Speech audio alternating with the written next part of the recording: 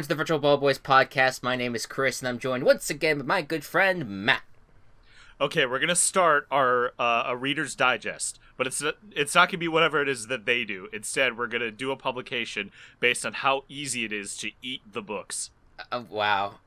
Okay, so do you have any examples of this? Because I'm actually intrigued. Well, you eat the book, and then you say how easy it is to digest it. Well, okay, yes, I get the concept, but like, do you have Yeah. do you have like any books already that have been tested with this theory? No, we gotta get the funding for it first. Okay, I didn't realize that this was a money venture that we had to go down. Kickstarter, dude. That's right, Kickstarter. I forgot that we have to make sure to get all the books, afford all the books to consume. Anyways, welcome everyone to Virtual Ball Boys. It's a normal episode this week. It has been 2 weeks since our draft episode and about a month since our last normal episode. Well, even that was not quite normal with everything that was happening with the Black Lives Matter movement, which, by the way, if you still want to contribute in any way, I always put the link into the description below. Make sure to keep up with the Black Lives Matter movement because it's very important. With that said, we have a lot of news to cover because we had a month off and we had like everything drop for the most part, but I will say, like, to in our defense, like when the draft episode dropped, like 90% of the news stories that we're going to talk about today happened within a 2-week span. So I think we would basically be talking about all of this anyway in this episode if the draft episode wasn't a special episode, which I hope everyone enjoyed. Didn't get a ton of feedback from people on it, which I kind of expected, but that's fine.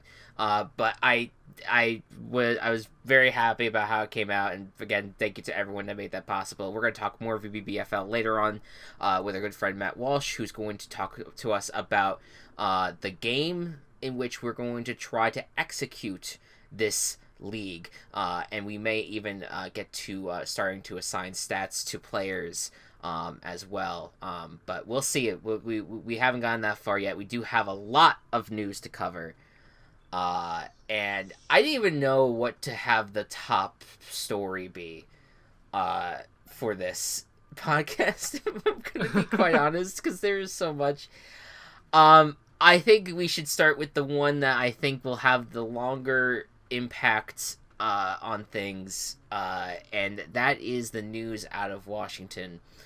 What started out with a bunch of investors reaching out to Nike, FedEx, and PepsiCo, basically saying that they would revoke any usage of their products in a boycott if they continue to support the Washington Redskins, if they continued using, if they kept on supporting the team despite the team not changing their nickname, or just their name generally, and so they then led to FedEx coming out, which the significance of it is FedEx is the name of the field. And also, the FedEx CEO, or one of the CEOs, one of the higher-ranking officials in FedEx, is a minority owner in the Washington franchise. Came out and said that they have told Washington that if they do not change their name, then they are no longer going to. Or they actually didn't release. They just said that they put in the request to change the name, and then there was reports later on that said that they would take the FedEx name off the name of the field. So, money speaks, and we kind of knew that if this was ever going to have any sort of movement, that money would play a factor in it. And sure enough, on July 3rd, the Washington Redskins released a statement, and hopefully that'll be the last time I say that name, by the way.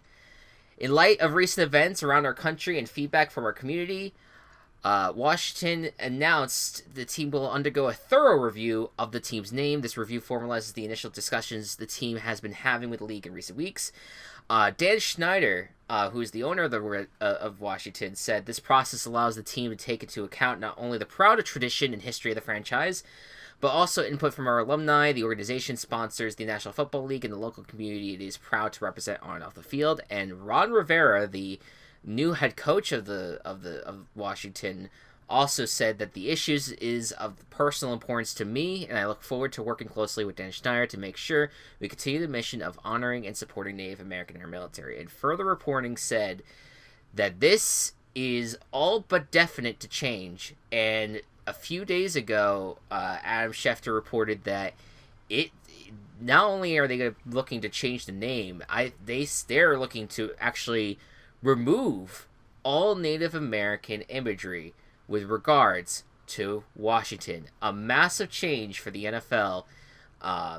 Go Cubs, what's your reaction? You know, they're playing it off right now as if it was something so easy that they could have done all this time already. And it's almost like it was. Yeah. And any excuse that they gave of, but all the merchandise or, all of the branding that we've already done. Yeah, no, you're changing it. It's good that you're changing it. And it's hilarious to me that it was just because they would be getting less money. Yeah. And that was the reason that they changed it. Not any sort of, morals or not having a fucking racial slur as your team name. Yeah. Not any of that. There's no moral standing here with this franchise. No, not at all.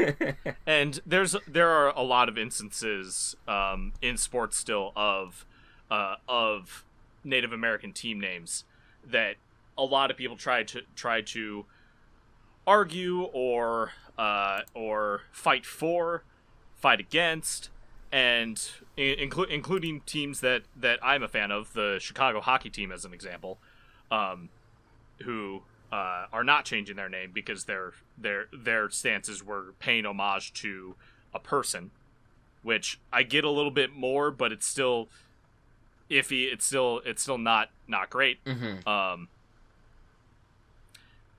When so many mascots, and the vast majority of mascots are animals, having a ton of teams that are based off of Native Americans and the connotation of they are caricatures like we characterize animals is a terrible message to send.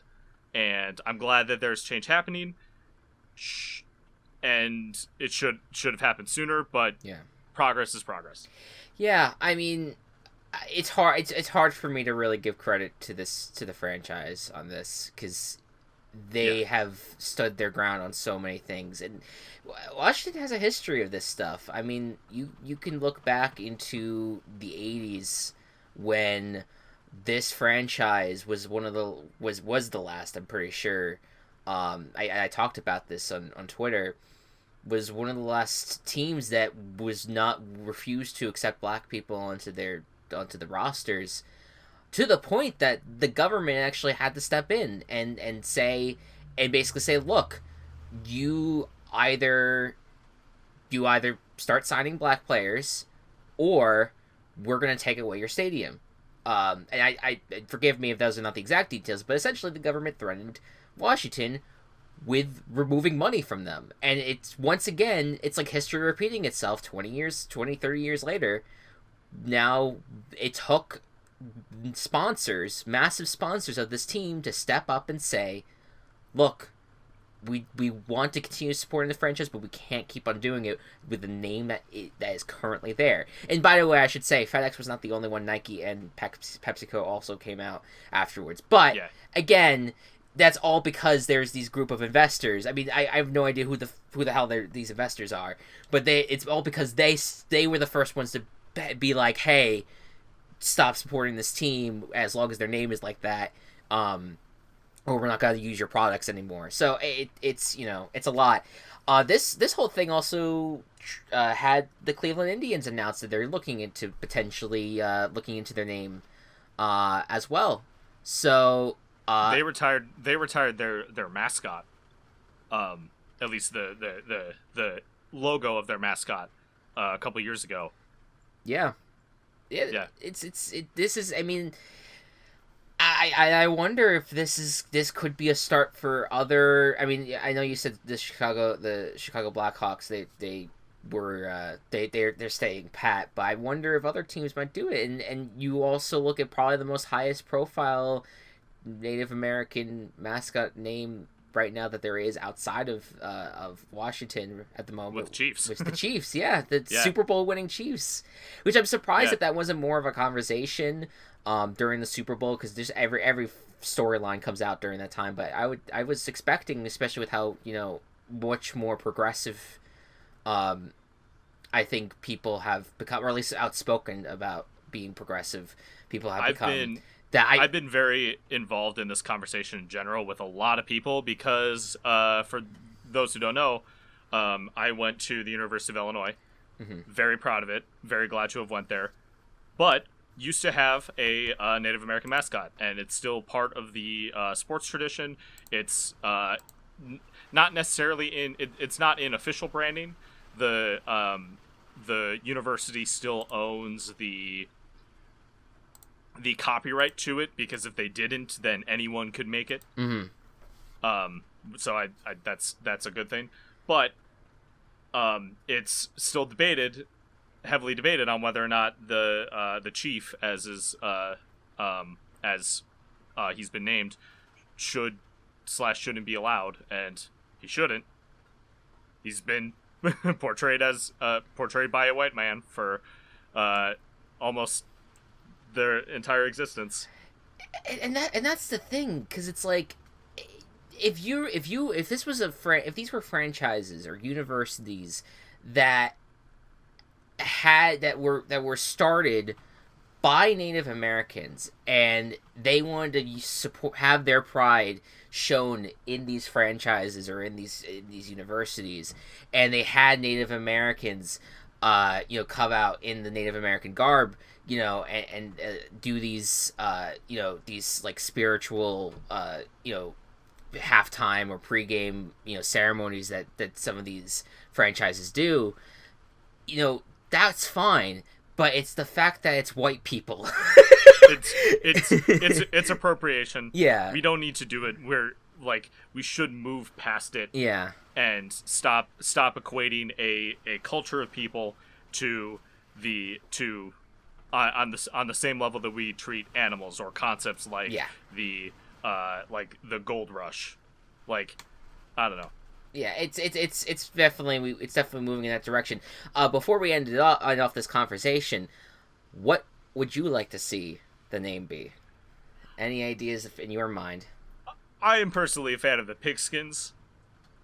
You like just because I think that's a funny name. Yeah. I think the one that makes the most sense is the Red Tails. Name it after planes. Yeah. And keep the red, keep the easy color scheme. Yeah.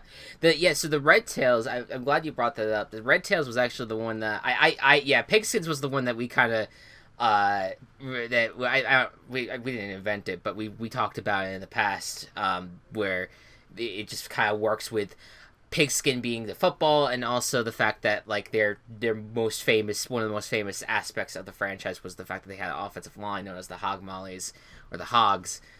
Pigskin just kind of rolled off the tongue there, but the Red Tails, what was interesting is that it would be in reference to the Tuscany Airmen, which was a group of African American and Caribbean born military pilots who fought in World War II. From Champaign County, Illinois, by the way. Really? Yeah. That's interesting. I didn't know that. Okay, so there you go. Like, so that, like, to me, and I mean, that's also, I feel like that is also something that I would like to know any living Tuscany Airmen that there is. I mean, I would like to hear their input on that if they do decide to go in that Red Tails direction.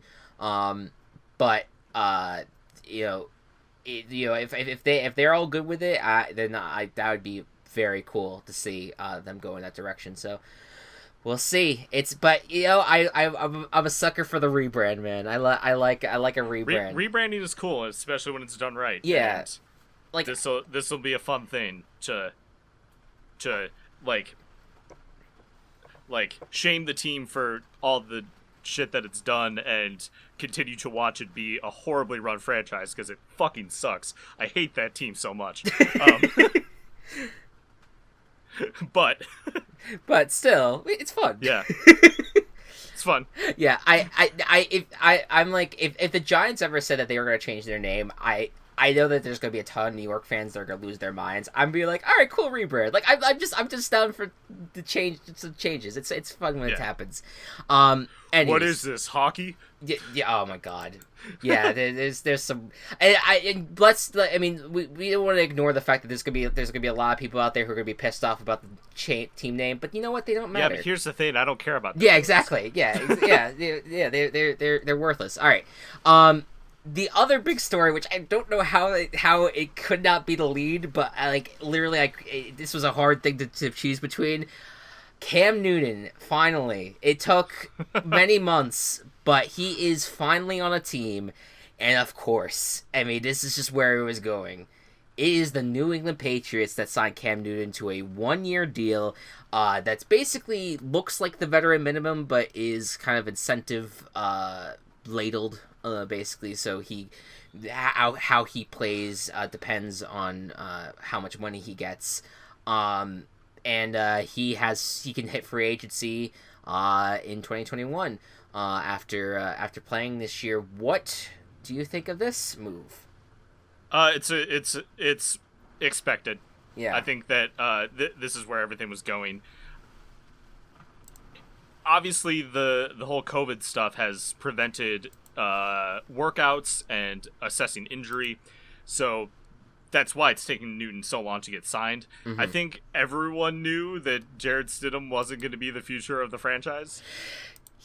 Yeah, that was a hard argument that they were going to try to pull off. It's like this dude who has thrown 4 passes in the NFL, or Brian Hoyer, and believe me, Hoyer for Prez, he's great, but not the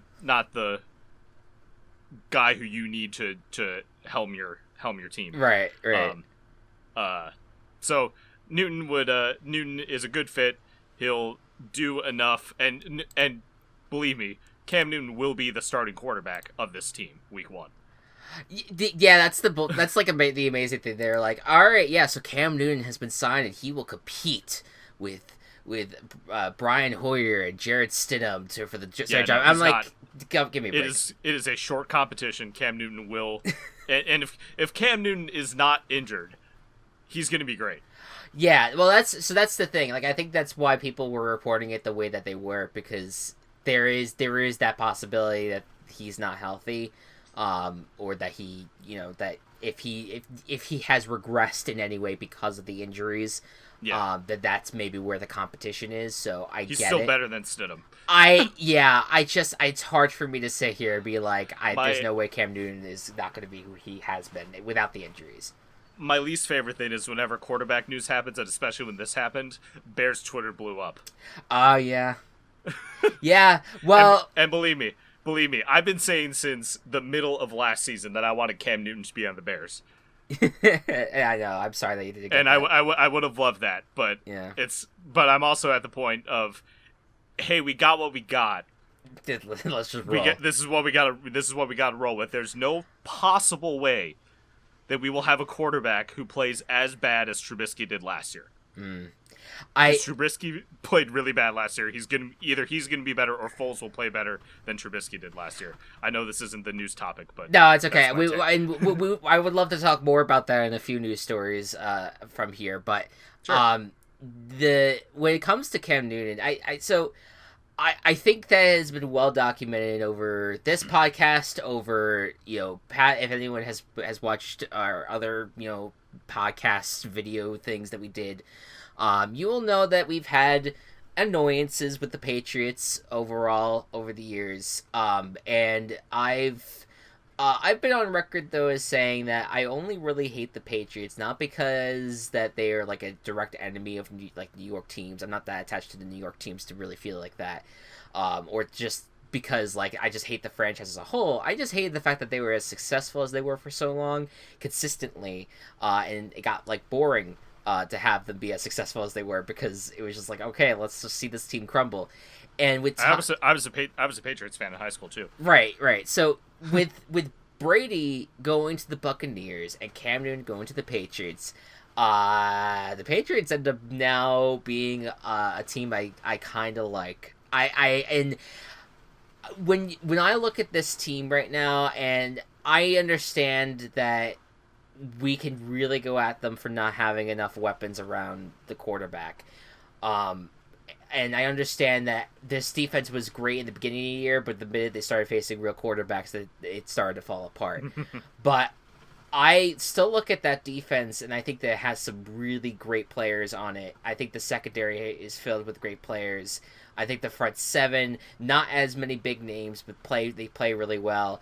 And with a good offensive line, the way the Patriots have had over the years with Cam Newton, which Cam Newton rarely had an amazing offensive line in his time with Panthers, I can no longer sit here and say that the Bills are like the shoo-in for this AFC East title. I just can't. No, you can't. Yeah. Well, what's your? Do you think that the Patriots are like the favorite, or do you just think it's just going to be a tough competition between the two teams? I want to see a tough competition. Yeah. It will really depend on how good Cam is. That's the thing, I think. Yeah, and will Cam be better or worse than Brady was? Because Brady didn't play super well past couple years. At least not the level he's known for. But I mean the wide receivers were a huge problem last year. Sony Michel, who knows what's going on with him? He's kind of just like Newton in the regard of when he plays, he's super good, but he gets injured so much, and it clearly affects how he plays. Yeah, he completely disappeared last year. Outside of Edelman, you got N'Keal Harry, who didn't do much last year but was a rookie. So maybe N'Keal Harry will come back, make a splash. Who knows? Yeah, I think the thing about when you look at Cam Newton's career, like he never really had like maybe Steve Smith Sr. being like the only exception. He never really had like amazing wide receivers in his career. So I think the fact that he has Edelman alone should help him. Because I'm not gonna say here, and I want to like. People like kind of overlook Edelman a lot because they're like, oh, the receiving core is bad, generally. But like, I understand Edelman's maybe not like a wide receiver 1 level talent, but he's pretty freaking good, and I think that combination is going to be a lot of fun to watch. So for once, I can actually say I'm excited to see the Patriots this year, if we get a season, of course. Yeah. That's still dependent. Another Patriots news item before we get to the other big quarterback news that happened in the last few weeks. Patriots were fined for filming the Bengals sideline. That was a big story in I think it was December or January, whenever it was. It's been eons. It felt like 5 years ago. It was during the season. Yes, yeah. It feels December. like multiple lifetimes ago at this point. Yeah. So yes, that was. We don't have to rehash the entire story, but essentially they were. They finally got the punishment for it, and the extent of it was that they got a $1.1 million worth of club fines. They lost a 2021 third round pick, which that's pretty significant, but I think that's just because of multiple offenses done against them. And the Patriots TV crews will not be allowed to shoot games during the 2020 season. I think what's interesting about this is that this happened literally right after Adam Schefter reported that Cam Newton was signed to the Patriots. So it's as if the Patriots knew that this news was coming out, and they're like, "Wait! Before you report on these penalties, can you just say that Cam Newton signed with the Patriots? Because we want to talk about that a little bit." Conspiracy theory. Yeah. Well, that I absolutely believe. Yeah, yeah. Like it's. I don't think that's not like. And it's not. They're not evil for that. It's just like good PR. Like, hey, instead of everyone talking about the Patriots punishments, let's Cam Newton singing with us. He'll be coming with the building. So yeah, I don't really have any other reactions to this. Do you? No. Yeah, no. That's all. It's the gist of it. Moving forward here, the Patrick Mahomes, he is rich. Oh boy. Oh boy. One of the biggest deals in NFL history, if not the biggest. The Patrick Mahomes signed a 10-year extension. That's right, John Gruden level deal, worth up to $503 million. It includes $477 million in guarantees, or I should say guarantee mechanisms. And it does give Mahomes the ability to get out of some of these, get out of the contract if some of the guarantee mechanisms are not exercised. So this is the big money landing thing that, like, who knew that during a pandemic a quarterback could get signed as heavily as as Patrick Mahomes could get signed. What's your thoughts on this?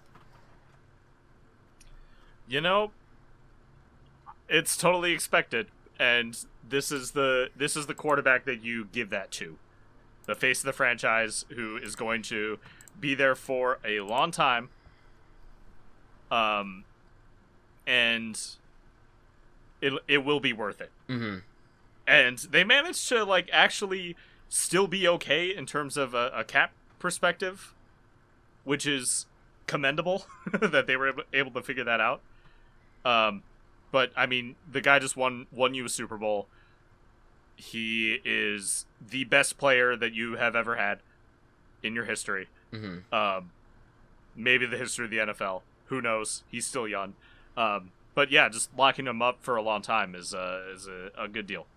It's the deal makes it sound like people are gonna probably view Patrick Mahomes in a few years as if he's underpaid, which is kind of surreal. But that's just how the money, because I mean it sounds like a ton of money, but spread out across 10 years.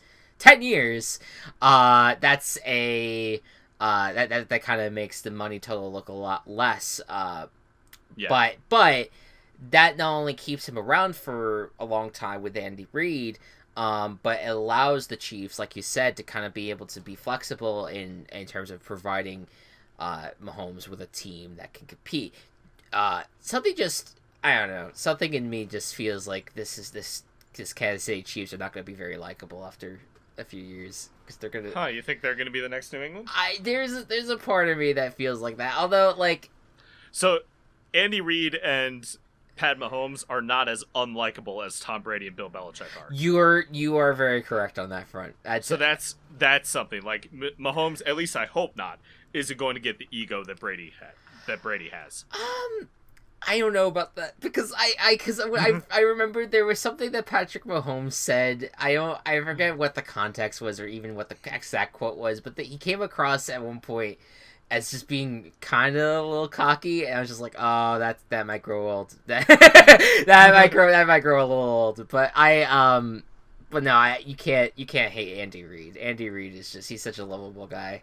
That's of course, I hope success for Patrick Mahomes and Andy Reid. It would be nice to see them get a lot of Super Bowls, especially Andy Reid, because he just deserves it after so many years. But on the same note, I also hope that with the amount of young quarterbacks that are in the AFC now, like kind of like the young, it's kind of like the way that Jackson and Watson. Yeah, well, Jackson, Watson. You have Burrow now too, and I like, you kind of look at the two conferences, and like the NFC is filled with like the old guard. Tom Brady, Aaron Rodgers, Drew Brees, Russell Wilson, Matt Ryan, and the AFC is filled with the young guard and Patrick Mahomes, Lamar Jackson, Deshaun Watson, Joe Burrow, Sam Darnold, Josh Allen, like all these younger quarterbacks. Yeah. It has been kind of, and not that there are, there isn't a mix of others across two conferences, but it's like there's an overwhelming amount for in terms of the representation, so it makes the league very interesting. It's also still weird thinking of Tom Brady as an NFC quarterback. Yeah, Yeah, that's a news story that happened this year that we has fallen Yep. under the radar a little bit. And of course I do want to talk about how the chances of there even being a season this year in a second. But one more item before we get to that. Jamal Adams, which this is an older news story now. This was maybe the one news story that we missed while during um our BBB draft week. But Jamal Adams has requested a trade from the New York Jets. And he's not the only one. David Njoku is looking for a trade from the Cleveland Browns, and Raheem Mostert, excuse me, Mostert is now looking for a trade from the 49ers. Any thoughts on any of these guys, especially on for listening to them on fit, like about them from fantasy and all that, like. Raheem Mostert will not be traded. You think they're gonna hold on to him? They will hold on to him. He, like, for Raheem, he's 28 and he just had one of his best season ever. He needs to get paid now, so like I get why he wants to trade, but I don't know where he would go. Number one. Two, the 49ers would be fine keeping him around for maybe a little less money. I don't know. I just don't see Mostert going anywhere. One joke that was made on another podcast was, what if they just did like a 1-for-1 trade with Mostert and Breida?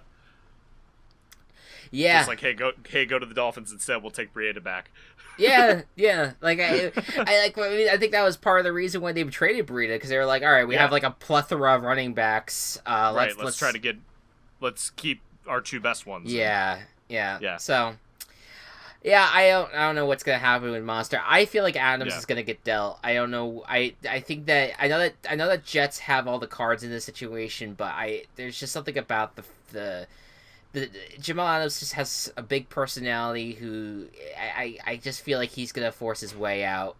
Compared to maybe the other two guys, and Njoku's gonna end up on the Patriots. Oh God. I shouldn't say oh God anymore, because then I could Cam Newton could and Njoku could do well together. But Njoku's makes a lot more sense. They brought in basically his replacement with Austin Hooper.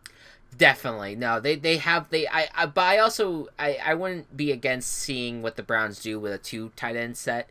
Like how having 2 tight ends, powerful tight ends on the field, worked out well for the Rams or the Ravens. So we'll see what happens there.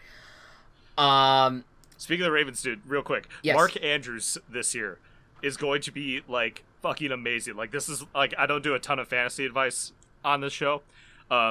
Draft Mark Andrews, because last year he was the tight end 3, the third best tight end, sometimes 4 depending on your scoring format. And he got double-digit touchdowns and was only on the field for like 40% of snaps. The other scoring tight end got traded away. So who knows what is going to happen with Mark Andrews this year? Draft him. All right. Yeah, no, we were holding off on fantasy stuff just because there hasn't been much of a season to talk about. But hey, I'll take the fantasy advice from you. I like it. You're gonna have to pay like get him in like the middle of the 3rd round, which is usually like you don't want to do that. Sure. For tight end, but like to get Mark Andrews over Kittle or Kelsey, where Kittle or Kelsey will have to spend a 2nd round pick, just that 1 round difference, and you can get like Chris Godwin or Kenyon Drake, and then Mark Andrews. Oh my God, draft Mark Andrews. Yeah. I have him in Dynasty, so I'm set. Yeah. But yeah, it's wild, man. That I remember that trade happening, because that was that Hayden Hurst was picked before Lamar Jackson, and that was like, and the fact that he's already off the team and Lamar Jackson's now the face of the Ravens franchise is just it's so wild. But yeah, all right, Mark Andrews, keep it in mind, fantasy folks. I accidentally skipped the story here, so I want to just come back to it real quick. Deshaun Jackson. Yeah. So to get back into some of that controversial waters here, Deshaun Jackson, out of nowhere, posted an Instagram post, where he was reading a book, and forgive me, I don't know what the book is. It's probably not worth it. That quoted Hitler, and I will. I will. I don't want to read the quote. I have it up on my screen, but essentially saying how that white Jewish individuals that they are looking for world domination, and that they're trying to target black people. It's some sort of very strange quote that we don't even know if Hitler actually even said it or not, but essentially, a lot of backlash from this, and a lot of not. It just there was a lot of people who came out and denounced what Deshaun Jackson said. The Eagles came out with a statement basically saying that they're going to try to deal with this internally, and that there's no excuse for the comment to be publicized. Basically, I mean, he promoted it in the sense of like that he believed what the quote was saying, and it's one of those things where, you know, Deshaun Jackson and Steven Jackson, the basketball player who is George Floyd's very good friend who's been on the front lines, Steven Jackson defended Deshaun Jackson and further talked about, you know, kind of even went down a further anti-Semitic train on an interview, basically defending Deshaun Jackson's actions, which both of them now have tainted like a lot of what they've talked about with the Black Lives Matter movement, basically because they all everything that they've been saying about promoting equality and wanting equal rights, and then to go after another marginalized group of individuals in our country. Yeah, not good. It's not a good look overall. And so Deshaun Jackson has apologized for it. He said in his Twitter post that he wanted to apologize to the Jewish community, Jeffrey Lurie, Howie Roseman, Doug Peterson, the Eagles organization, and our fans for the insensitive and ill-informed posts that I shared on my social media. My intention was to uplift, unite, and encourage our culture with positivity and light. Unfortunately, that did not happen. I unintentionally hurt the Jewish community in the process, and for that I am sorry. Now more than ever, we must work together to end discrimination of all types and against all people and communities. So, I mean, I don't even know where to go from here, but it's just not a good look for Deshaun Jackson. No, it's not. He's been like trying to do things to inform himself, which is good, but that's such a bad thing to like come to in the first place. Yeah. Yeah. It's like there is there's a real problem when you're trying to promote good and trying to do what is right and try to, you know, fight for what you believe in the BLM movement especially, and to then have this moment where you think you're trying to further promote trying to fight back, you know, and fight for equal rights that black people don't have. Like, it's just it so undermines everything that you guys believe. Like I just said, like it undermines what they have stood for. And it's just a shame. I especially Steven Jackson's a letdown too, because he's been so out there and such a major voice in this movement, and to have him kind of undermine all of that by saying that Deshaun Jackson's right and that you know he shouldn't have been talked down to or whatever. It's not good. It's not a good situation. So, no. Deshaun Jackson, though, still has a job. I know that the Eagles that there were some rumors that he might get cut, but it doesn't look like that's happening right now. So we'll see what happens from there. One last news story, because we have so much to talk about. The Hall of Fame game has been canceled officially. That was going to pit the Steelers and the Cowboys against one another. and there's rumors of preseason games, potentially all of them being cut, or at least two preseason games being cut. There's a lot of conversation still happening between the NFL and NFLPA on the economic front, on the testing front, on the just.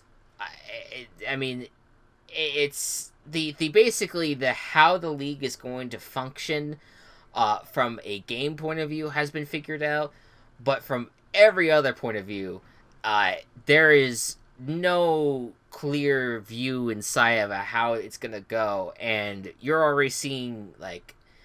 I mean, college football is a different animal, but you're already seeing that's the conferences are starting to say that they're only going to be playing conference games this year, and who even knows if that's if they're even going to get to a point of playing any games for college football, and I don't even know if we're going to get to the point of playing any games in the NFL. Where from everything that you've seen, what do you see on this front? So, yeah, Big Ten, which I've been a part of, has said conference-only games. It's so hard to make decisions without without taking into account the scientific data behind it. Mm-hmm. Better safe than sorry, but I don't know. Trying to it's the decisions that they're making to limit things aren't necessarily limiting as much as you would want we would necessarily need them to. Mm-hmm. If that makes sense. Absolutely. So whatever science comes out that either supports or denies certain things is going to be weird. And we're just going to kind of have to deal with it or not do it at all. Yeah, I mean, I think with college football, it is a different. The reason why I say it's a different animal is just because you're dealing with, having athletes go out on the field that aren't being compensated, and putting their lives at risk for getting a disease that could hurt them or their family. Go ahead. Yeah, this disease sucks. It does terrible things to you. Yeah.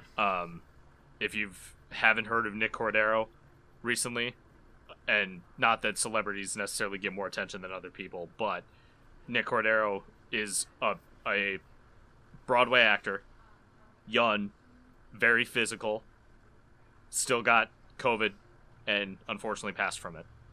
Yeah. So even got his leg amputated. Yeah. Was just an awful situation. And then I could understand where things may be different for the NFL because you have at least the NFL players have a union that can negotiate, and they can all kind of figure out a way so that way players can remain safe in some sort of bubble format. I don't even know how you approach a bubble in this instance, but maybe not so much bubble, but maybe like just instituting any regulations, instituting a lot of testing. I mean, that's the gist of it, right? Like you have to get testing. You have to have testing for everyone, because if you don't, and you don't have testing frequently, and you can't get results quickly, I don't see how the NFL can execute things at this point. And again, I know firsthand from my sister and my mom, who both had this disease and both thought that they were going to die because of it. I know what this disease does. We don't want to freaking mess with it. And if we have to go a year without sports, then my golly, we'll fucking go a year without sports. I don't care. And I'm so sick and tired of seeing all these people who don't wear masks, who don't do anything to actually stop this disease from spreading. I don't care that that you can't breathe under the mask. I don't care if you are, walking around and that you have to go out and that you have to live your life, whatever. Follow the fucking guidelines. It's not that hard. You elitist fucking bullshit people. You guys, you spend your lives as if you like, people live in these fucking insular bubble lifestyles where they're like, oh, I the government can't tell me what to fucking do, and think that if anything is inconvenient to them, they're not gonna fucking do it. And it's like, fuck you and you're inconsiderate, like, you inconsiderate fucks. Just I don't want to see my family die from this. Fucking listen to the guidelines. Wear a goddamn mask. Stay 6 feet away. It's not that fucking hard.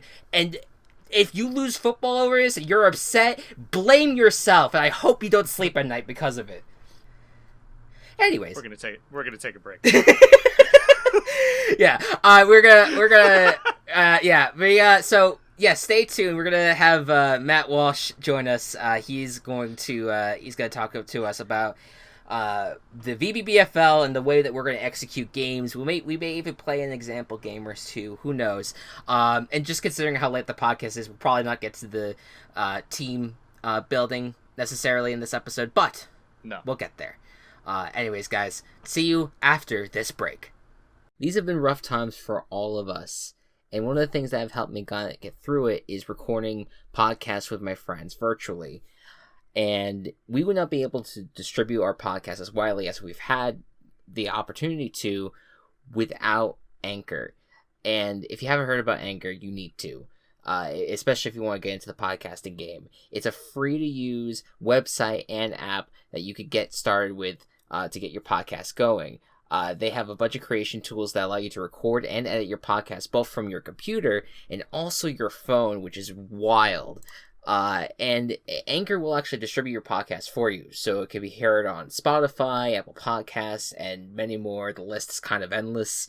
And you can actually make money from your podcast with no minimum listenership. So it's everything you need to make a podcast in one place. So please, if you're interested in making a podcast, and I'm sure some of you guys are out there, it's basically what the millennials do at this point anyway. So, get with the trend.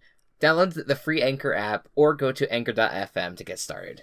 Welcome back, everyone. We are joined now by the artistic maestro himself. The man behind the dice, Mr. Matt Walsh. How you doing? I'm doing. How you guys doing? We're doing pretty well. We just got done ranting about COVID, and now we're calmed down from that. We talked to you a few weeks back when we were first kind of figuring out the drafting stuff about the potential of creating a game, and you whipped up something that we could use to create the VBBFL through tabletop roleplay. So I'll let you have the floor. Hit us with what you came up with. Yeah, sure. Because I remember at the time I was looking into a lot of other tabletop role-playing games. At the time, of course, like a lot of us are familiar with like D&D or even a lot of the like Run by the Apocalypse type games. I was looking into. I was very interested in. I guess Cyberpunk at the time, and I was reading a lot about that, and then you were telling me about like, oh yeah, the game, and then I was like, oh, I'm interested on how they're going to roll the stats and what they're going to do, and then you guys were like, we're not sure yet, and then I just kept thinking like, how would one conceive of that? And just like all my time at work was just like, well, if you do this, then do that, and then I think I just like showed up at your house, and I was like, I have it. I'm like, yes. Yeah. In fact, you were holding a box that was glowing, that had all the materials in it, and I was blinded by it almost. Yeah, it was like the Pulp Fiction briefcase. I just opened it up and it just glue. Yeah, I am still having to recover my eyesight from it, but we'll get there eventually. So you actually, the way that you had it structured, you have the basis of it surrounds around 3 player stats. So talk to me about that. So each player, so there's going to be 12 players on each team, and each player has their own stats. And instead of focusing on too many stats, I wanted to just focus on a small handful, and I thought that 3 would be a good number. So you have your offense stat, your defense stat, and your ball handling stat. And these stats vary depending on the character themselves. And I also wanted to allow it to be very unbiased. So you two, without the engagement of us, you guys are going to be able to decide what these stats are for each character. And for reference, these stats can be negative or positive, but these stats have to average out to 0. And I didn't want it to get too crazy either, because eventually you are going to add up each player stat for whole team stats, so that each stat, its highest or lowest, couldn't go above or below a +6 or a -6. So in essence, you're going to have these 3 stats that are all averaged out to 0, whether it's, your offensive stat is -2, your defense is 0, and your ball handling is +2. Or maybe, it's a character known very much for being offensive, so they have a +6 to offense, and then they have a -3 to defense and a -3 to ball handling. You can really play around with it however you want, or you can even have it where their offense, defense, and ball handling are all 0. As long as it averages out to 0, then I don't think it's going to get too out of control. I found it would be, I guess, the most tough with a lot of characters that, let's say, are almost like gods, that it would be like great at everything. But I figure you guys can, make cases. I'm excited to, if you guys do kind of argue back and forth on maybe like, well, I think, this character's ball handling is higher than we're giving it credit for. And then it's like, well, then do we lower their offense or defense? Right. So once you guys figure out each character's offense, defense, and ball handling stats, you can figure out that team's stats. So to calculate that, you take all of your characters' scores for each stat, and you add them together. So you add up all your players' offensive stats, all your defensive stats, and all your ball handling stats, and you'll get overall team stats. And even though that's a lot of numbers to add up, a lot of them are going to be positive, negative, and overall now your team stats should also average out to 0. Okay. In total, these stats are going to come into play once these teams begin to roll against each other, and those are going to happen during play rolls. There are 3 play rolls in each quarter, and there are 4 quarters through the game, so in total there's 12 play rolls and 12 different chances in which a team can attempt to get a touchdown. So what I'm curious about is this 3 play rolls per team, or just 3 play rolls total in each quarter? This will be 3 play rolls total in each quarter. Okay, good. So I don't think that would be a lot if it was. So it will be 12 play rolls for the whole game. Yes, and you guys started out where to start off, you're going to flip a coin, with you guys deciding which team is going to be what beforehand, and whichever team, flips it, is going to, ends up being flipped. Geez, sorry, my words are getting all tangled up in my brain. Is going to take the offensive for that first play roll, and unless, something wild happens where the other team steals the ball or something like that, the next play roll is always going to be handed off to the other team. Okay. So if things go normally, then if Team 1 starts the first quarter on offense, then the second play roll will be Team 2, and then the third will be Team 1, and then the second quarter will start off with Team 2 on the offensive. So the fact that we do have, when it's all said and done, an even number of play rolls, it will allow for 6 offensive drives for Team 1 and 6 offensive drives for Team 2.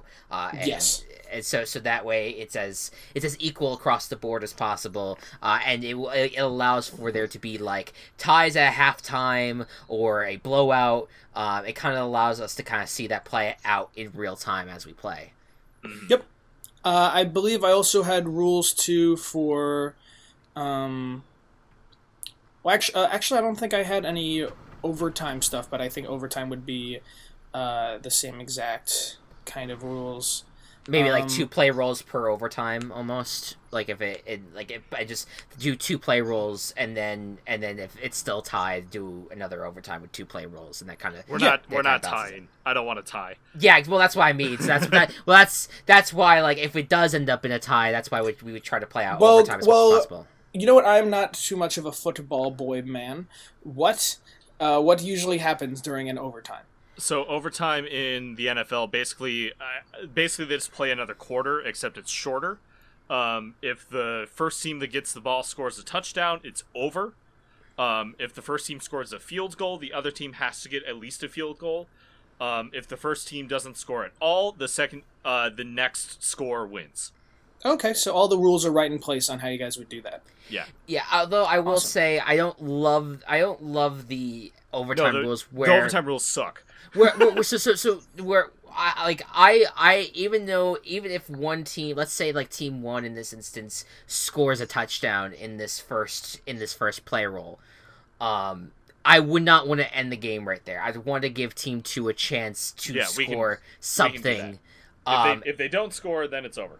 Right, exactly. Yeah.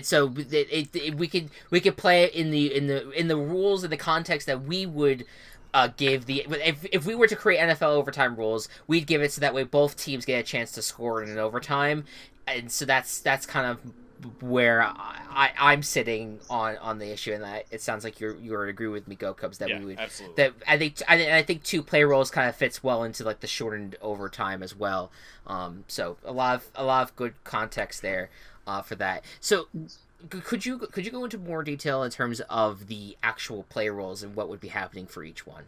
Yeah, sure. So now that you have not only your individual, character stats, but you also have your overall team stats, it's time where you can begin your play rolling. So your starting team. So let's say for example we have team 1 and team 2, and team 1 is starting with the offensive, and team 2 is on the defense. The first play roll is going, the first roll and during the play roll is going to be team 1's offensive roll, in which they roll a d20, and you're going to add your overall team offensive score. And that is going to directly go up against team 2's overall team defensive score. So they roll a d20 and add their defensive score.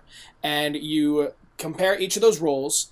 If and then there are, of course, 3 immediate outcomes. Either the offensive team is higher, they're equal, or the offensive team is lower. If the offensive team is higher and they manage to beat the defensive score, then they have to make a ball handling check, which is a d20 plus their overall team ball handling score, now with advantage versus team 2's new defensive roll. And you take that exact same step, except if they tie, then the offensive team, their team ball handling roll is just a straight roll against team 2's new defensive roll. And if they lose against the initial defensive score, then the offensive team must make a team ball handling roll with disadvantage versus a new defensive roll. For those who don't know what advantage and disadvantage is, advantage just means that they get to roll twice and take the higher number, and it would be the opposite for disadvantage. So that initial roll I very much took as they are, they're beating the defense, but you still need that extra, oomph. You need your catcher, you need I guess whoever's going to run for the end zone. It's not like it's all one initial play. There's usually there's usually, I guess, a couple downs. If my football vocabulary is correct, you're good. Yeah, you're good. Then yeah. So it felt a little bit, I guess, more fair and a little bit more of a chance for the defense to really keep the offense from coming in. If the offensive team, with their team ball handling roll, beats the defense's new team roll, then there's a touchdown. And of course, the opposite way around. If the offensive team loses, then there is no touchdown. In the right after the touchdown, they get their 6 points. In the case of a kick or you're running, the team will choose a kicker, and that character, instead of now using your team ball handling roll stat, you're going to use that individual kicker's ball handling stat. So it's a d20 plus their ball handling stat, and the kick is a success if the score is equal or greater than a 10. I figured that was decent. If you guys do want to lower that DC of a 10, then you can. But it's not going to be as evened out and averaged as a team score. It's going to be, this is your kicker who is specifically supposed to have a higher ball handling stat. Right. Sure. I know we did put some I guess more of lazy character archetypes in kicker, so I'm curious as what kind of stats you might give them initially, and then be yeah, they're all zeros, and then it's oh wait, no, they need some ball handling. Well, that adds a twist to the ball handling. I like it because you kind of you give it gives an extra emphasis on it makes the kickers a lot more important, I think, in terms of when we build those stats up. Because I was even thinking the way that I pictured this playing out if we're talking as if this was actually a football game. I pictured it almost like we would have all the players drafted participate in the football game at all times. And so it wouldn't necessarily be where the kicker is only brought out for these few instances. They would be involved in the offense game, and they would be involved in the defense as well. But it does maybe their impact is going to be lessened in those two areas, just so that way the ball handling is a little bit more stronger for them to execute the kicks.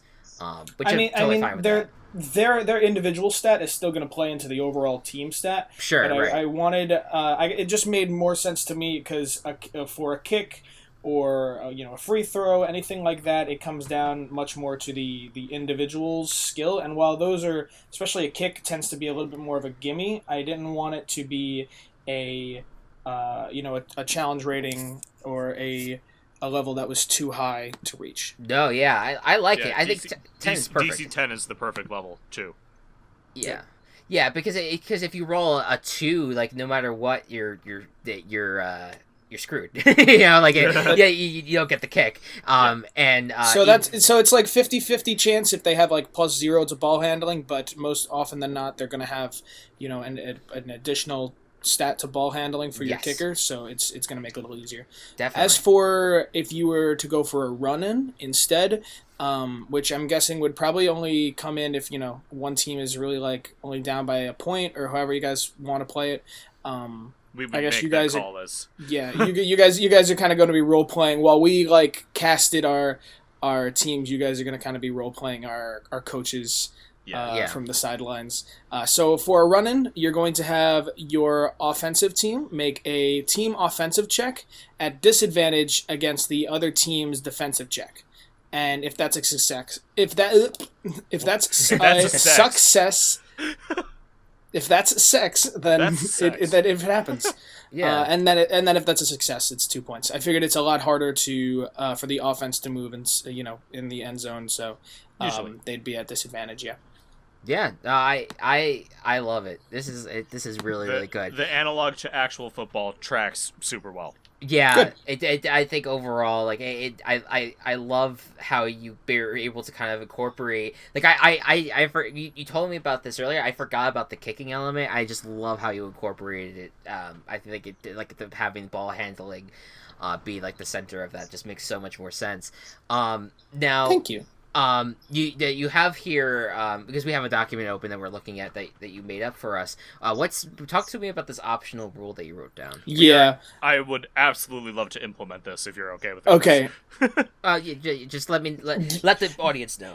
No, I was thinking of when you play a board game and it's the optional harder rules. So because I when I play D&D. I guess you really have to read your players. Sometimes there'll be players where you want your natural ones and your natural 20s to really be like crazy moments where natural 20 something almost like impossible happens, and natural one just the world just shits on you. I love it when that kind of stuff happens, but some players don't. I wouldn't, some players I wouldn't want to just punish if they roll a natural one and now they're being hurt by it. Especially if it's just like a perception check, maybe just play it off as a joke. But it really depends on how extreme you want to get with those extremes. So I wanted to play into that with these optional rules where during the play roll, if either side rolls a natural 20 or a natural 1, then that can be extremely beneficial or extremely hurtful for their team. So during that initial offensive versus defensive roll, if the offense rolls a natural 20, then that is an immediate touchdown. No need for a ball handling check. That's an immediate touchdown. And if the defense rolls a natural 1, if the defense rolls a natural 20 against the offense initially, then the defense actually steals the ball and it's already on to the next play roll.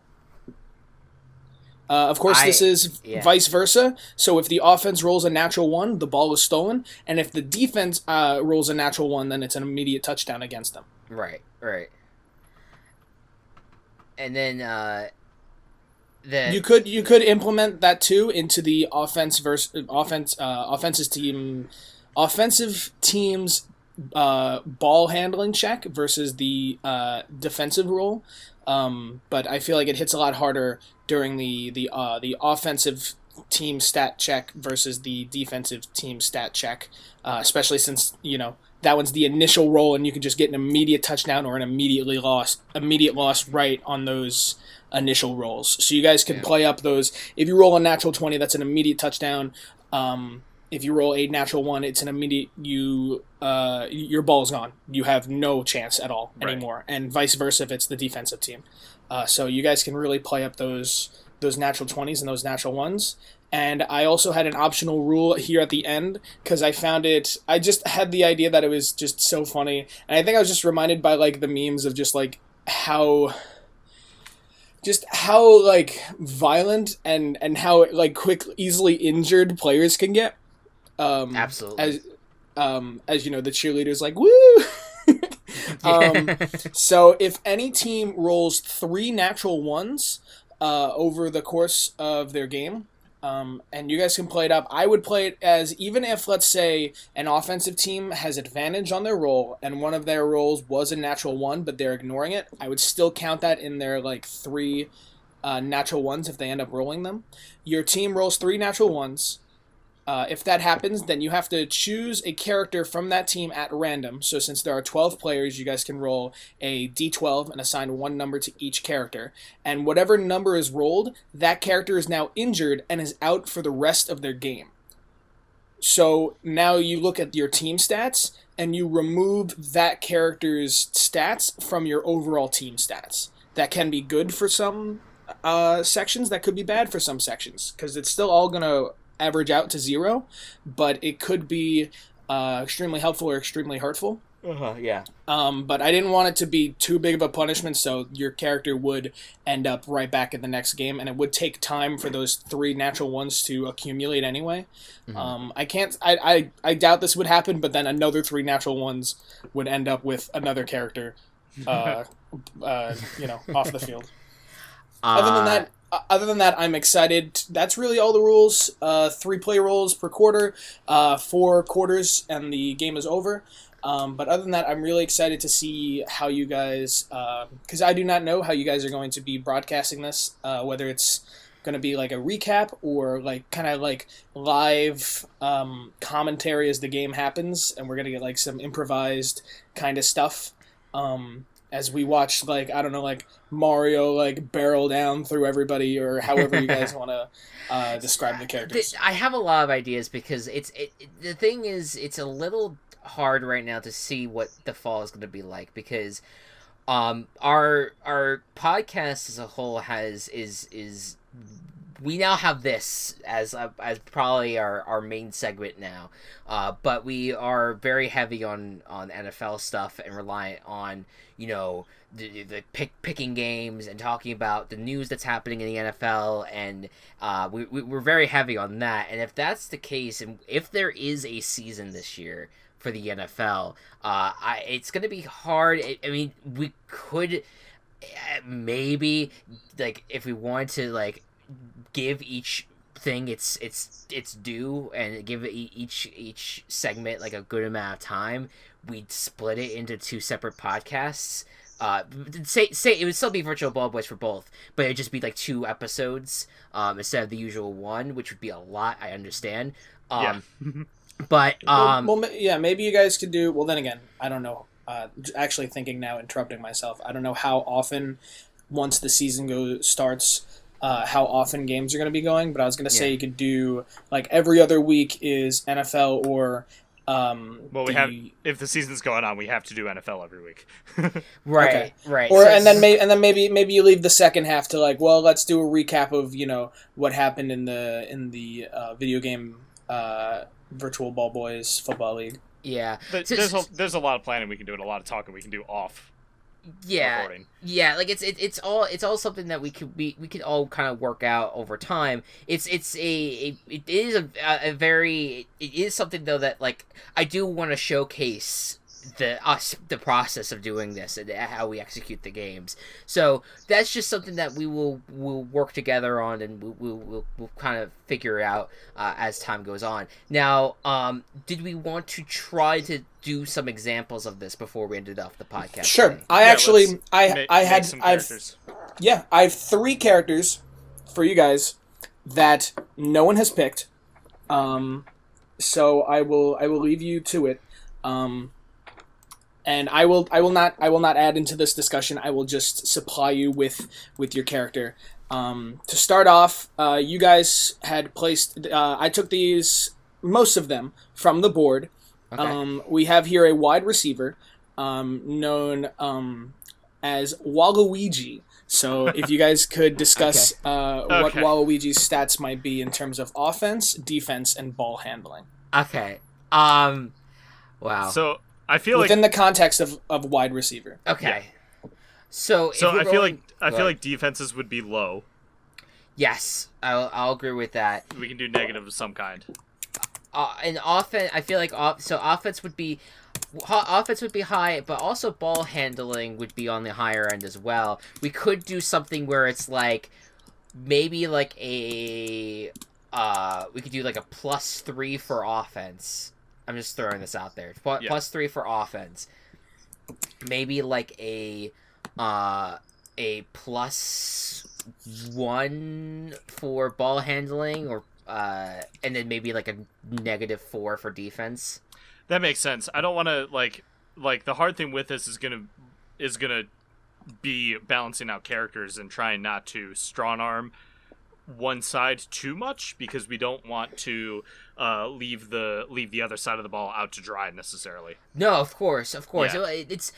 I mean it's interesting because we want to balance out the teams a little bit, but it would be interesting if we had a team that was very offensive powered, or one team. I would love to see that. We definitely are going to have that. Like, just from example, like I know the Mountaineers are a rather offensive team, and the Weavers are a rather defensive team, like, just in terms of the numbers that they have. So we're definitely going to have some more offensive, more defensive teams. Yeah, so it'll just be interesting to see how the math plays out in the end. Yeah, we will, right? Like we're gonna balance it as much as we can. But even if it is like a little imbalanced in terms of if the offense is better, the defense is better. I mean, that's the NFL in general. That we kind of deal with that. So okay, so I'll write it down here. I already started writing it down in the little document that we're sharing. Oh, cool. Oh, all right, cool. So Waluigi +3 defense for Waluigi is gonna be -4, and a +1 for ball handling. I think that and you said you're in agreement with that. Yeah, that fits well. I was thinking it was either going to be like 2-2 or 3-2, but I think 3-1 works out well. Perfect. Okay, yeah. Give us your next shot here. Okay.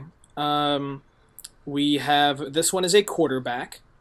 And with this one, this is from the Mario series as well, Birdo. Okay. Okay, so Birdo, I would actually like maybe give higher ball handling just because of eggs. Sure. Yeah, I think that was your guys' logic on like why quarterback, just eggs. No, Yeah. yeah. It's an iconic part of it. So maybe Birdo here would be more on the ball handling side. Maybe not quite as not as strong in them. Like if we do 2 and 1 and only a -3 defense, just to balance it out a little more. Okay. Yeah, that works. So 2 in ball handling, 1 in offense, -3 defense. That's Something perfect. like that. Sure. Yeah. That Cool. was +2, +1, and -3. Yeah. Yes. All right. And the last one I have here, it was almost a pick for defense on my end that was not from your guys' list. It is Dr. Rita Kawashima from Brain Age for the DS. The giant floating head. Yes. That's right. I remember. Yes. All right. So we only know him as a head. So I'm just gonna go ahead and say if it's a big head, that we're rolling with here, +5 defense. +5 defense. Okay. I'm fine with that. +5 defense. With I think offense will be a -2 and ball handling -3. How does that sound? Considering that he doesn't have arms, -3. -3 to ball handling is applicable. Yeah, that definitely works. Okay, cool. Yeah. So All right. So the fact that like a lot of, and this is just how the NFL works, and this might not necessarily apply to every character, but ball handling is more of an offensive stat than a defensive stat. Obviously, the defense is going to try to intercept the ball, whatever else. But I think things will kind of relatively balance out because someone could have a like defensive stat on one end, the other 2 stats on the other, and vice versa. Will kind of balance out like that. Yeah. I think the ball handling plays it's an extra third factor that I think will further make it it's not just like a 2-sided coin. Like you have that third factor that will play a significant role in how these drives execute. I like it. Okay, so now are we gonna try to as if this is the teams almost these 3 make up the team? Is that what? So yeah, if I started typing that if these 3 were to make up a team and you added up all their offense, their defense, and ball handling stats, their team stats would be +2 to offense, -2 to defense, and +0 to ball handling. Okay. Interesting. That makes sense. All right, so then do we want to try to create a fake team real quick just to be just in terms of executing it, because we can I think we have our dice a dice spot in one of our Discord groups here that we could use. Yeah, so let's do a team of offense -2, defense +3, ball handling -1. Okay, yeah, this will be good. I'll take the defensive team. So you'll take team 2? Yeah, for the audience, just typed up a team 2 with stats offense -2, defense +3, and ball handling +1. That doesn't average out though. Wait. Oh, I mean ball handling -1. There you go. I was like, wait. All right, cool. Wait a minute. All right, so and so I'm playing the Waluigi Birdo team. Yeah. Then. Okay. So we'll do a mock play roll. And we can do 2. Like you get offense 1, I get offense once. Okay, cool. And we'll say team 2 is just all the Animal Crossing villagers that were not picked. Okay. there you go, perfect. All right. So I'm gonna roll a 1d20. And then add your offensive score. And team 2, roll a d20 and add your defensive score. All right, so that is a 13 for me. That is a 15 for me. All right, 15 or offensive 16. My apologies. 16 with a higher offensive score than a defensive score. You guys are going to roll a team ball handling check versus their defensive roll. And you have advantage on the team ball handling roll. And this is also a d20, correct? Yes, All right, and so you need to be Matt, you're going to roll a new defensive roll too. Okay. 14 again, and then do an advantage. It's a 12. Okay, so 14. 14 with the ball handling, and then mine would be 12 plus minus for the ball handling. Yeah, so that would be 11. Oh no! For you, you'd still make another defensive roll. Oh Okay. shit! Oh, so then he so then surpasses no me. touchdown. Then I stop. No touchdown. Okay. Yeah, you Team 2 has successfully stopped Team 1. We now switch to the other side. I guess what is it? You guys, the defense kept them down with to 4 downs, and now we have Team 2 who is on offense. Okay. Okay. Crap. All right. So that's my offensive roll. Yeah, it is a touchdown, baby. Oh, Natural 20. A natural 20. 20. That's the automatic touchdown. Auto touchdown, and then I'm sure you guys could describe, That is. I don't think defender misses a tackle, and the wide receiver just goes for it. And Sands catches it in the end zone. Yeah. So what I think what's going to be fun about this is we will you and I, Go Cubs, are going to play kind of a DM style role where as we are doing these roles, we will describe the action on the field a little bit, and with the help of when we know these, we're going to get to know a lot of our players better because there's a lot of games that we are not as familiar with that were chosen, but we're going to be able to kind of create some fun lore almost for this football league where we watch as Toad fucking rolls up on the Anaconda Mountaineers defense and just pushes Jigglypuff over and just runs into the end zone, spiking the football. Or maybe Jigglypuff's team kills it, or they don't get the touchdown, and you describe Jigglypuff growing to a massive size, and then maybe putting the rest of the players to sleep. Something like that. Yeah, and then that drive was ruined because everyone was asleep on the field. The ref threw a flag and a pillow at the team. So yeah, okay. I am loving it. I'm loving it. So now as just to close everything out here, we talk. Wait a minute. Matt, you want to make your kick? Oh shit! Touchdown? That's right. Yeah. I'll make the kick. Even though it would be with the individual ball handling stat, I would say just use your team ball handling stat. Yeah, that'll be easier. Okay. All right, so it's another D20, and I will subtract 1. That's a 13. Kick is good.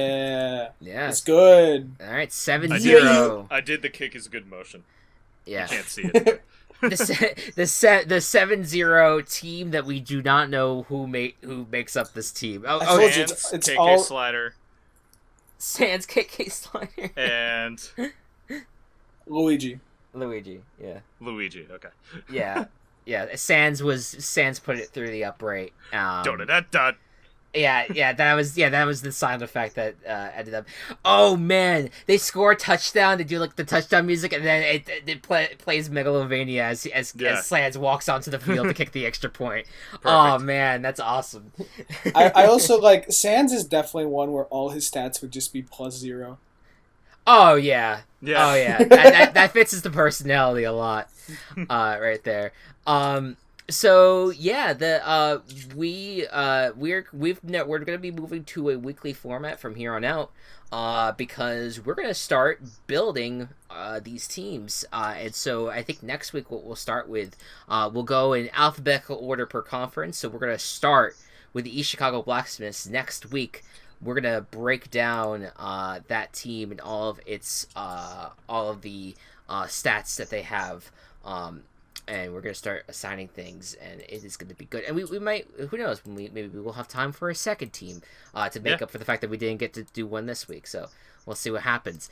But yeah, guys, Matt, thank you so much again for... It is such a good game system, and you put a lot of time into it, and we really appreciate that. Yeah. Well, thank you. This is especially since this is the one TCP thing that you don't do. like still putting time into it is. Yeah, like you're involved in everything else, and you were kind enough to be able to basically create a D&D game that like we can actually use like real players with if we wanted to, like like actual NFL you could, players. or it doesn't even. You could even set this up for not even like video game characters. You could do like like cartoon characters, movie characters. Yeah. Like whatever you kind of want to do. Yeah. This could be featured at a table party eventually. Who knows? What is this, a crossover episode? Yeah, damn right. As close as it's gonna get, honestly. But as someone who I guess personally usually isn't too on top of football, I'm very excited, but very into like tabletop stuff. I'm very excited to see how this goes. Totally. And who ends out on top. Yeah, it's gonna be a lot of fun. We're gonna spend a lot of time building these stats and making it work. I'm very happy about how it's all coming together right now. So just be ready for when you give like you get like all the comments like no, Dr. Rieta Kawashima from Brain Age should have a +6 to defense and then a -3 to offense. Yeah. Oh god, yeah. Nothing's gonna be exact, folks. All right, I'm kidding. It's all meant to kind of be come up with on the fly. Yeah. And improvised. So I'm excited to see what you guys do. If you want to hear more from Matt, go check out Table Party, the tabletop podcast that we do. He DMs it and he does such a great job, and it's a fun time. Yeah. Oh, thank you. Yeah, we haven't done a major like TCP like advertisement on this podcast in a while. Yeah, Table Party is a blast if you love tabletop stuff. The story that Matt is creating for us is just incredible, and I've had a lot of fun playing my character. And had a lot of fun seeing all these characters come to life. Absolutely. If you want to watch 4 characters bumble around and have no idea for the gigantic story and world in front of them. Yeah, basically. Insert every tabletop campaign. I'm really excited because there's a lot of like big reveals and bigger things coming. That I'm really excited about. We'll see if you guys find them, but that's a tease, folks, guys. You gotta watch it to see what the big reveals are. All right, listen to it. It was all a football game. It's what is it, the 1776? Like it's oh my god, it's that playing football. Yeah, that's the truth to that's the whole story behind the table party story right now. And continuing our advertisement real quick, Doc of Shame has been going strong as well. Yeah. Our total drama retrospective hosted by the host, my fellow VBB host Matt. It's going which is, I would say, is going very well as well. Yeah, we got some good momentum going. I was listening to Doc of Shame today, and like, it's just like, I don't know. There's just something very like soothing and nice listening to it. Yeah, we have a good dynamic. Nice. We have a good dynamic about the whole thing. I feel like it's just a fun like black hole into a kind of the obscure cartoon, but a cartoon that means a lot to us. It's cool. I enjoy it. And we're gonna have more projects on the horizons. We have a lot of things that we're doing behind the scenes, and make sure to follow Team KS Pods. You'll hear Matt in the ending intro outro say the same thing. But at Team KS Pods is where you could find out any announcements or any new episodes of all the stuff that we are doing with our good friend Gabe and Kelsey and whoever else is involved with the podcasts. It's a lot of fun. Again, thank you, Matt, for joining. And of course. Thank you all so much for listening for the first time in a long time. We'll see you next week. Good night and good ball.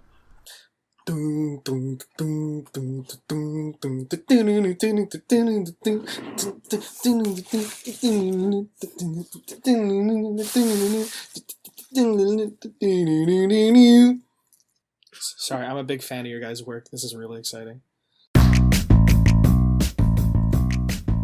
Virtual Ball Boys has been brought to you by Team Chaos Productions. Find us on Twitter at Virtual Ball Boys and find more of our work at Team Chaos Pods.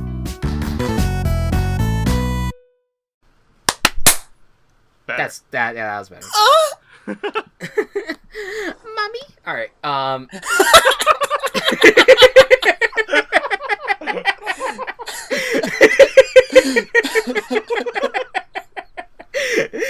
right. Anyways, What was that? I don't know. I heard this, like, I pictured it as like a slap, and then like I don't fucking know. I don't know.